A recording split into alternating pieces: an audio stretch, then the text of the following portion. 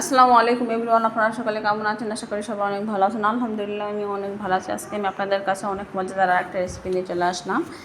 আজকে আমি অনেক সিম্পল একটা রেসিপি আপনাদের সঙ্গে শেয়ার করবো, কিন্তু এতটাই মজাদার। দেখবেন আমাদের সব সময় মাছ মাংস খাইতে মন চায় না, কিন্তু মাঝে মাঝে এরকম ভর্তা একটা হলে অনেক ভালো লাগে।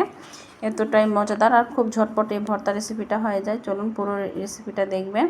আর যেসব বন্ধুরা আমার ইউটিউব চ্যানেল নতুন, তারা প্লিজ একটা সাবস্ক্রাইব করে পাশে থাকা বেল আইকনটা ক্লিক করে দিবেন। আবার নতুন কোনো ভিডিও নোটিফিকেশন পেয়ে চলে আসতে পারেন।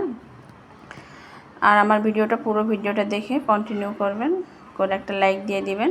চলুন আমি পুরো রেসিপিটা আমি আপনাদের সঙ্গে শেয়ার করি কিভাবে ভর্তা রেসিপিটা বানাই।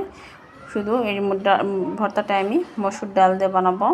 এটা হচ্ছে মসুর ডালের ভর্তা, এতটাই মজা ও টেস্ট লাগে। এখানে প্রথমত আমি মসুর ডালটা নিয়ে নিয়েছি। এই যে দেখুন, এই ডালটা আমি শুধু ডাল দিয়ে ভর্তাটা বানাবো, আর কিচ্ছু না। একদম ঝটপটে ভর্তাটা হয়ে যায়, মানে ভাতের সঙ্গে ভাত বসিয়ে দিয়ে একবার ভাতের সঙ্গে এই ভর্তাটা হয়ে যাবে।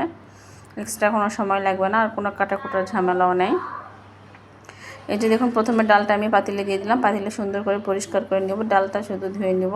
এই ডালের মধ্যে পেঁয়াজ রসুন বা এক্সট্রা মশলা সেদ্ধর সময় কিছুই দিতে হবে না। এটা শুধুই ডালটা সুন্দর করে পরিষ্কার করে নিয়ে সেদ্ধ করে নিতে হবে। এই যে দেখুন, আমি ডালটা সুন্দরভাবে ধুয়ে নিচ্ছি। এভাবে ডালটা কষলে 3-4 বার একটু ধুয়ে নেবেন। ধুতে ধুতে দেখবেন একদম পরিষ্কার পানি যখন বেরোইছে, এ পর্যায়ে বুঝবেন ডালটা একদম পরিষ্কার হয়ে গেছে। এই যে দেখুন, আমার ডালটা সুন্দরভাবে আমি অনেক কয়েকবার ধুয়ে নিয়েছি।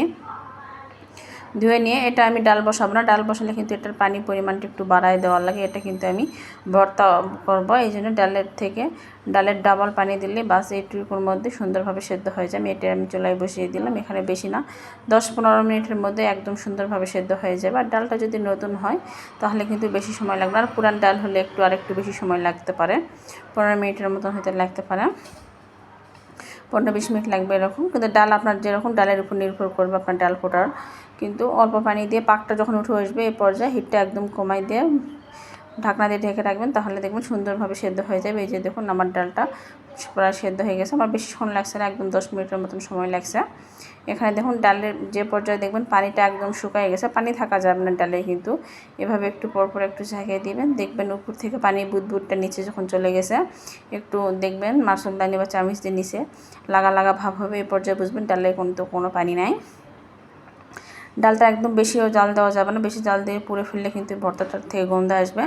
একদম কম হিটে এভাবে বসিয়ে রাখবেন, তাহলে দেখবেন সুন্দরভাবে পানিটা মানে সেঁকে নেবে। এই যে দেখুন, আমি ডালগুলো আমি আপনাদেরকে দেখিয়ে দিচ্ছি ঠিক এরকম হবে। আর ডাল ভর্তা করার জন্য এখানে আমি পেঁয়াজ আর রসুন নিয়েছি। পেঁয়াজ রসুনটা ডালের ভর্তার মধ্যে একটু বাড়ায় দিতে হয়। আর এখানে আমি কিছু শুকনো মরিচ ভেজে নিয়েছি। এই শুকনো মরিচ ভাজার মধ্যে আমি লবণটা আগে দেব। লবণ দিয়ে সুন্দর করে মরিচটা গুঁড়ো করে নেব। ডাইরেক্ট মরিচটা যদি আপনারা পেঁয়াজ রসুনের মধ্যে দিয়ে দেন, তাহলে কিন্তু মরিচটা গুঁড়া হতে একটু সমস্যা হয়। আর লবণ দিয়ে আগে এভাবে একটু মাখিয়ে নেবেন, তাহলে দেখবেন মরিচের গুঁড়াটা খুব সুন্দরভাবে হয়ে যাবে। ডালের ভর্তার মধ্যে একটু প্রথমতেই বলেছি আমি, পেঁয়াজটা একটু বাড়ায় দিবেন। ডালের ভর্তার মধ্যে পেঁয়াজ রসুনটা একটু বাড়ায় দিলে টেস্টটা অনেক ভালো আসে।